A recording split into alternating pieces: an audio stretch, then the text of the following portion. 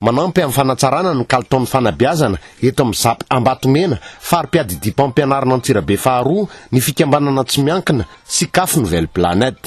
Anisan'izany ny fanomezana fampiofanana ireo mpampianatra amin'ny sekoly ambaratonga fototra sy ny ambaratonga faharoa, miankina sy tsy miankina amin'ny fanjakana eto amin'ny ZAP. Niatrika izany ireo mpampianatra ireo tamin'ity herinandro ity, ary nomena avokoa ny paikady sy ny pitsopitsony rehetra amin'ny fampitana ny fampianarana mba hahazoana izay kalitaon'ny Fanabeazana izay. Misy hatrany arak'izany ny fanaraha-maso sy ny tomban'ezaka atao. Amin'ny mahafanatsarana ny kalitaom-pampianarana azy dia miverina mianatra ifotony mihitsy ataontsika hoe taranja fototra hoety mampianatra. Ankoatra ny fanatsarana ireo taranja efa ampianarana any an-tsekoly.Izany.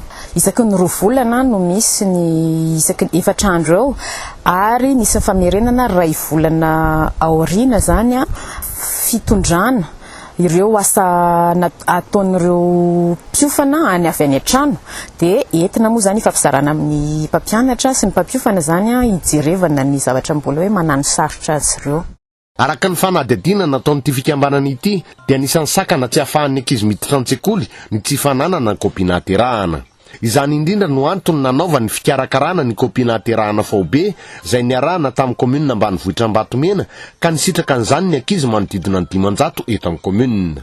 Hanampy amin'ny fampidirana ny ankizy an-tsekoly sy ny fiatrehany ny fanadina mpanjakana ny fahazoana ny kopina haterahana. Be dia be ireo zaza tsy manana kopia, ary isany io zany ny antony iray tsy fampianaran-janaka sy fialan'ny zaza an-tsekoly, dia natao moa zany indingana voalohany iny zany anatanterahana an'izay. Nataony alakamisy teo ny fizarana ireo kopia ireo. Ankoatra izany dia mivarotra ny fitaovam-pianarana amin'ny antsasa-bidiny koa ny fikambanana CICAFE Nouvelle Planète eto amin'ny komuna Ambatomena. Ity fikambanana tsy miankina ity izay manana tetikasa fanatsarana na fananganana sekoly vaovao 2 isan-taona miaraka amin'ny fitaovana rehetra ao anatiny.